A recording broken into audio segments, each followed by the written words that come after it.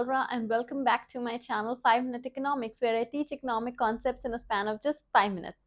Well, welcome back to the demand series which I started a few days back, and today I am coming with the third part of the demand series, which is the determinants of demand. Well, in case you haven't watched the part 1 and part 2, which comprises of the types of demand as well as the law of demand, then I'll attach the link of those videos in the description below so you can watch them out as well. And in this video, I'll be discussing about the function of demand as well as the determinants of demand in detail. So yeah, let's get started. Also guys, don't forget to like this video and subscribe to my channel in case you haven't already, and do follow me on Instagram at 5 Minute Economics. So firstly guys, before I go ahead with the determinants of demand, let me explain you a very little small topic known as the demand function, which is sometimes ignored in economics, but I thought that's important and I should be explaining to you. Well, demand function is the functional relationship between demand for a product and its determinants. Now, if you're new to economics, you will think, what are determinants? Well, determinants are those things on which the demand depends. So we'll be learning each of these determinants. Here, this is how it is denoted. It's like an equation or whatever you can call it. Dn is equal to F is equal to, in brackets, Pn, P1, Pn minus 1, Y, T, E, H, Y bar, G and CR. So on all these things, our demand depends. All these in the bracket. So what are these things? Well, Dn stands for demand for a commodity. F obviously is the functional relationship between demand for a commodity and its other factors. Pn is the price of the commodity in question, whereas Pn 1 to the dot Pn minus 1, that's how it's denoted, is the price of related commodities. Y is the income of the consumer. In economics, we know Y always stands for income. T is the taste of the consumer. E is the expectations regarding the future prices. H is the size and composition of the population. Y bar, please make sure that Y is income, whereas Y bar is the distribution of income. G is the government policy related to taxation, and CR lastly is the credit facilities provided by the government. So all these determinants we'll be studying further in detail in the later part of the video, but I thought I'll explain you this little topic which is known as the demand function. So guys, moving ahead to the main part of the video, which is the determinants of demand. Let's start with the most important determinant of demand. Well, of course, you know what it is. It is price.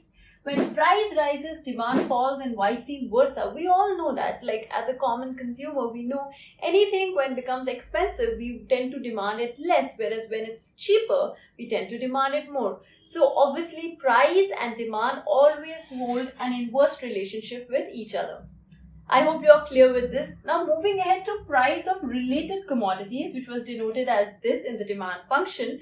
Well, related commodities, guys, can be of two types. One can be substitutes, the other can be complementary goods. Now, what are substitute goods? Now, substitute goods are basically those goods which are used in place of each other. The classic example of that is tea and coffee. They both satisfy the same kind of want, right? So basically, we can either purchase tea or we can, purchase coffee that way. So when price of substitute rises, demand for commodity in question also rises. Now, trust me, guys, these two things are the ones where students tend to get confused the most. Well, you have to learn it with the help of an example. For example, we have tea and coffee. Now, supposingly tea has become expensive. Now, what has happened? Now, tea has become expensive. There is no change in the price of coffee. But in comparison to coffee now, tea is more expensive. So, coffee is cheaper. And therefore, now, because tea is expensive, people will tend to switch to coffee. So, they both move in a same direction and they are directly proportional to each other. The price of one rises, the demand for the other rises, okay? And they are positively related to each other. Where we are speaking about complementary goods. Now, what are complementary goods? Again, a classic example, car and petrol. They are used to satisfy the one want, which is driving, right? Both are used together. So we know that when price of a commodity rises, the demand for the commodity in question falls. Why are they inversely related? Now, think logically. As I always say, examples are the best way to remember anything.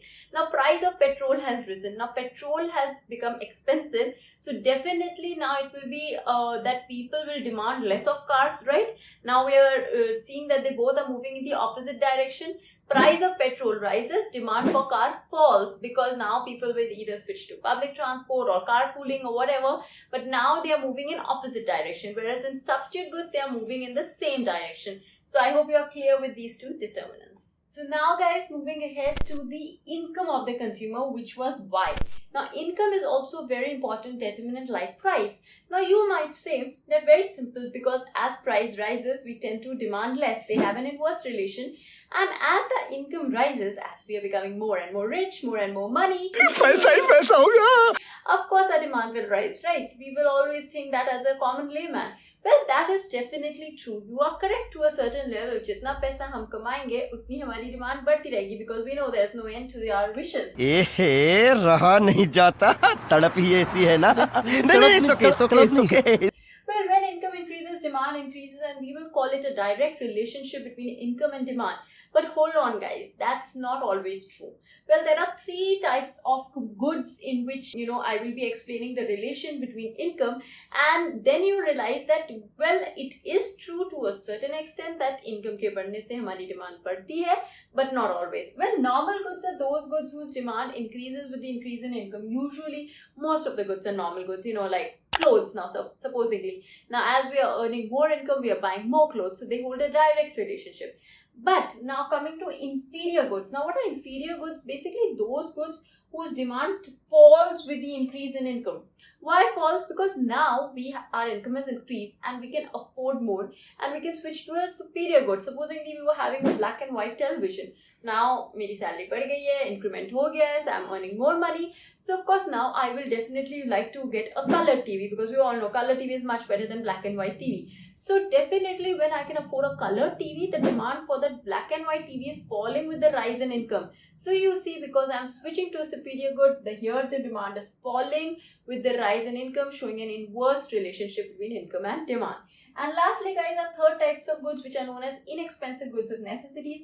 Well, demand for which increases up to a certain level with the increase in income, and thereafter remains constant irrespective of the rise in income. For example, well, this is actually honestly a very rare case in reality, but yes, in economics we do study it and give salt and matchbox as an example for it. So as our income increases, our consumption of salt increases. And if you're talking about very lower income group, yes, that might be true to a certain level, but after that, how much salt will you put in the food ko kadwa thodi na banana hai. I mean, we wouldn't be able to eat it, right?